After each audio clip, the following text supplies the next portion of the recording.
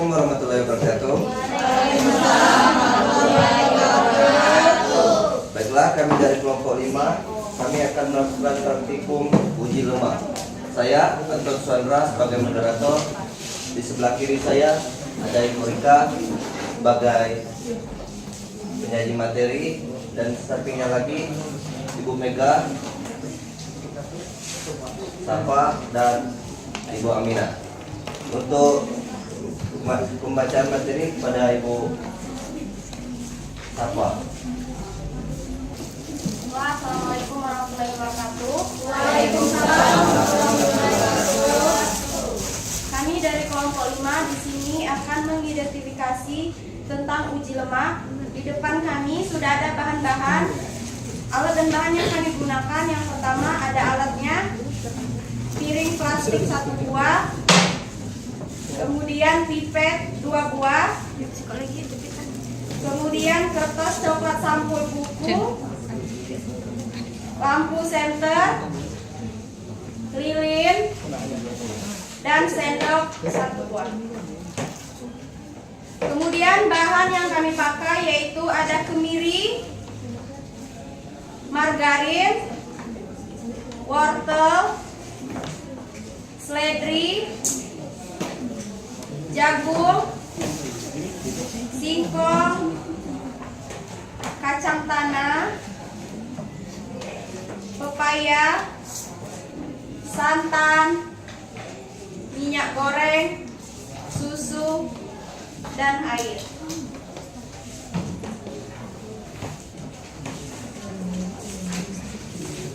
Landasan teori dari materi kami kali ini, yang pertama adalah lemak dan unsur penyusun lemak. Lemak adalah zat organik hidrofobik yang bersifat sukar larut dalam air, tetapi dapat larut dalam pelarut organik seperti kloroform, ether, dan benzen. Unsur penyusun lemak antara lain adalah karbon, hidrogen, oksigen, dan kadang-kadang fosforus, serta nitrogen.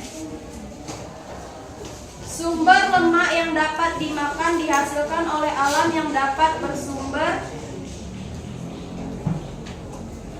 dari bahan nabati atau hewani. Lemak dapat diklasifikasikan berdasarkan sumbernya, yaitu bersumber dari tanaman yang berupa biji-bijian, kulit buah tanaman, biji-bijian dari tanaman tahunan, dan sumber yang lain adalah dari hewani, yaitu susu hewan peliharaan berupa lemak susu, daging hewan peliharaan berupa lemak sapi, daging sapi laut berupa minyak ikan, sarden, dan sejenisnya. Kemudian apa sih fungsi lemak? Di dalam tubuh kita, lemak mempunyai beberapa fungsi penting. Di antaranya adalah sebagai pelindung tubuh dari suhu rendah, pelarut vitamin A, D, E, dan K, pelindung alat-alat tubuh vital antara lain jantung dan lambung, yaitu sebagai bantalan lemak. Penghasil energi tertinggi, penahan rasa lapar, karena adanya lemak akan memperlambat pencernaan. Apabila pencernaan terlalu cepat, maka akan cepat pula timbulnya rasa lapar. Bahan penyusun membran sel, bahan penyusun hormon dan vitamin, khususnya untuk sterol. Bahan penyusun empedu, asam folat di dalam hati, dan hormon seks, khususnya untuk kolesterol. Pembawa zat-zat makanan esensial. Kemudian di sini kami langsung saja akan melakukan kegiatan percobaannya. Akan dibacakan oleh Ibu Rika. Adapun prosedur percobaan yang pertama adalah buatlah 2 buah kertas coklat sampul buku yang telah dipotong-potong dengan ukuran 10x10. Ambil pipet, isap air dengan pipet dan teteskan di atas salah satu kertas coklat.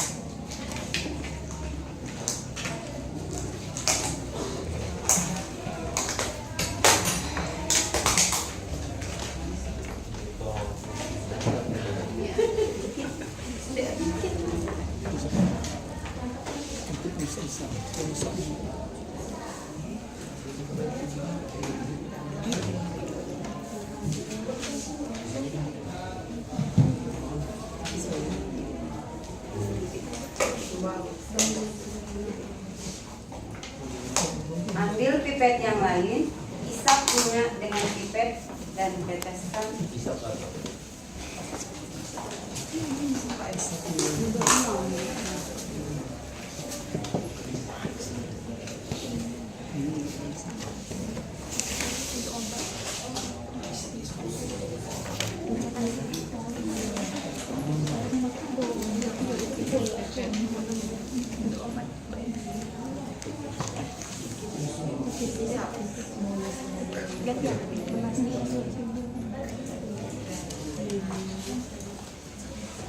Biarkan kedua kertas tersebut selama sekitar 10 menit. Sesudah itu periksa keduanya dengan menghadap cahaya. Amati dan catat keadaan permukaan kertas tersebut. Manakah kertas yang masih meninggalkan bekas? Catatan, gunakan hasil ini sebagai pembanding untuk bahan yang mengandung minyak atau tidak. Selanjutnya 5. Ambillah 10 kertas coklat yang sama seperti 1. Berilah nomor dan mana jenis bahan makanan yang diuji.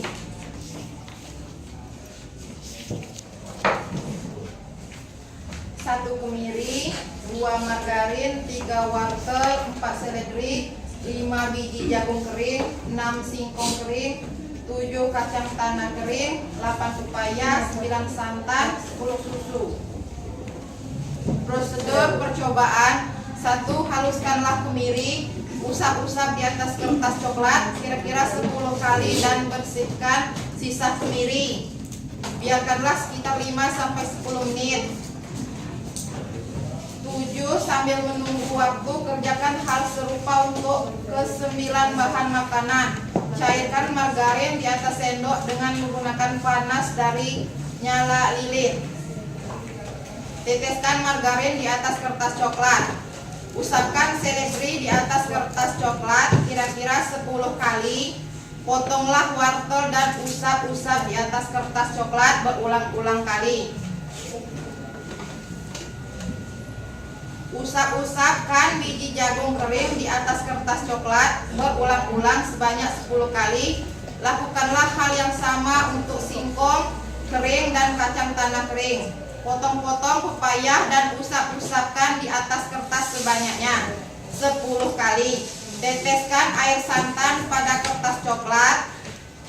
Teteskan pula susu pada kertas yang terakhir. Biarkan ke-10 kertas coklat ini selama 10 menit. Setelah 10 menit, amati kertas coklat satu persatu.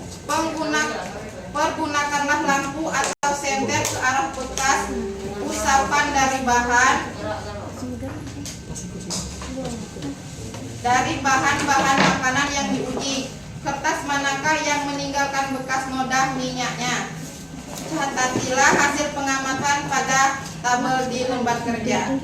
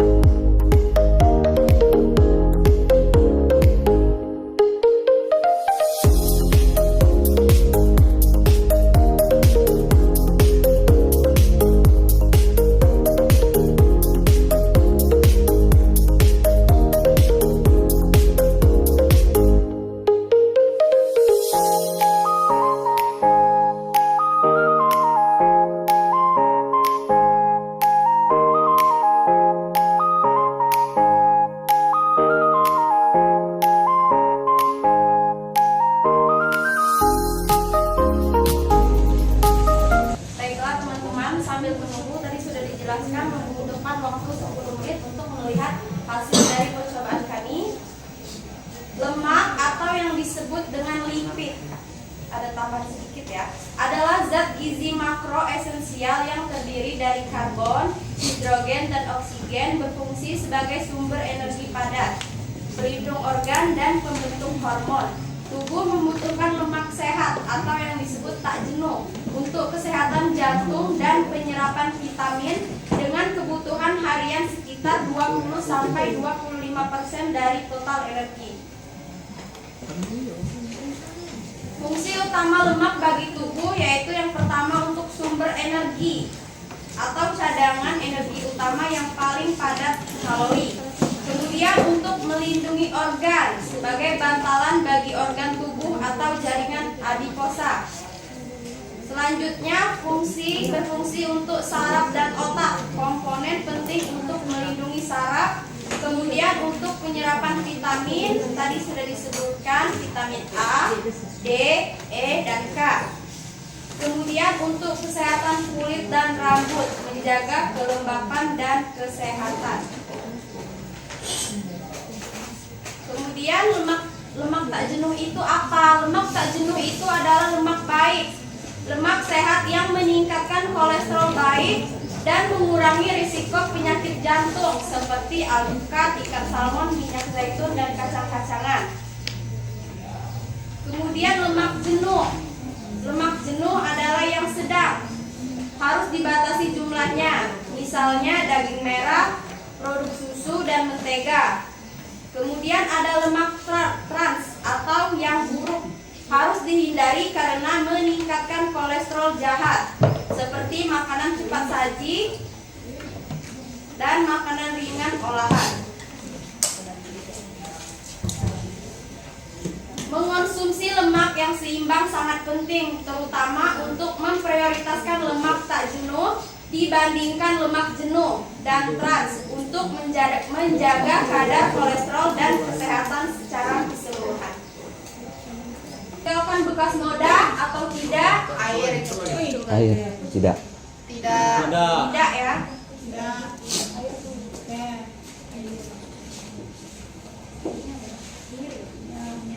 Selanjutnya minyak.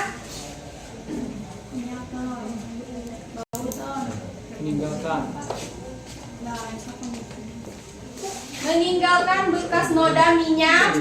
Iya.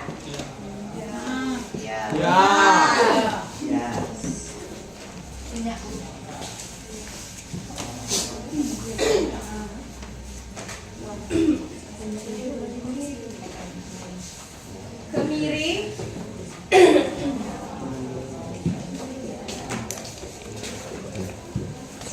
Meninggalkan bekas noda minyak. Lanjut, margarin.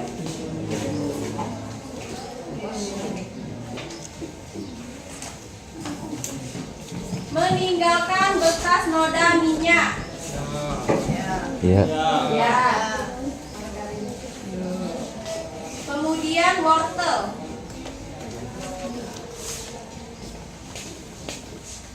Meninggalkan bekas noda minyak. Tidak.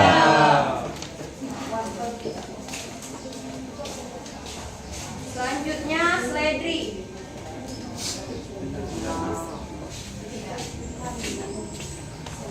Seledri meninggalkan bekas noda minyak. Tidak. Tidak, bukan minyak ya. Titik. Betul.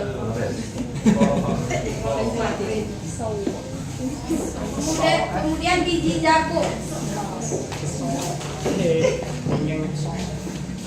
Meninggalkan bekas noda minyak. Tidak. Selanjutnya singkong.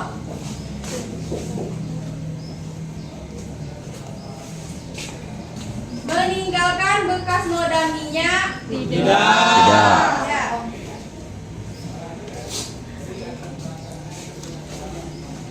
Kacang tanah.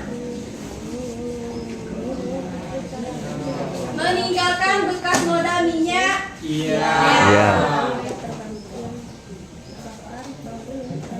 Kemudian pepaya.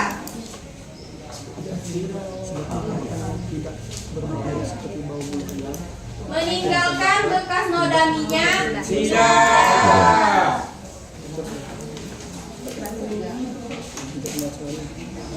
Kemudian lanjut santan. Meninggalkan bekas noda minyak.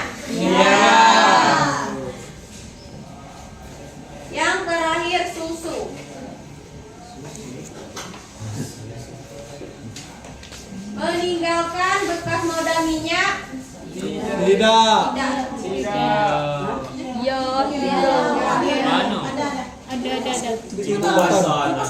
Lepas sender itu. Ada. Ya. Ya. Lanjut lagi. Ya. Iya ya. Ya. Ya udah. Selanjutnya, berdasarkan uji yang telah dilakukan, bahan-bahan yang kami jelaskan tadi ada bahan yang penghasil lemak dan bukan termasuk lemak. Kesimpulan dari pengamatan kami tadi yaitu berdasarkan percobaan yang telah dilakukan dapat disimpulkan bahwa bahan-bahan makanan yang mengandung lemak akan menimbulkan efek transparan pada kertas coklat sampul setelah didiamkan beberapa menit. Terus bahan makanan yang mengandung lemak diantaranya yaitu kemiri, margarin, kacang tanah kering, santan, dan minyak goreng. Bahan makanan yang tidak mengandung lemak diantaranya yaitu wortel, seledri, biji jagung kering, singkong kering, dan susu.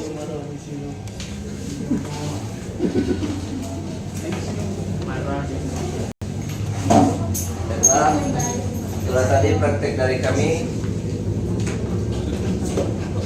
tentang materi uji lemak. Sekian dari kami, saya akhiri. Wassalamualaikum warahmatullahi wabarakatuh. Waalaikumsalam warahmatullahi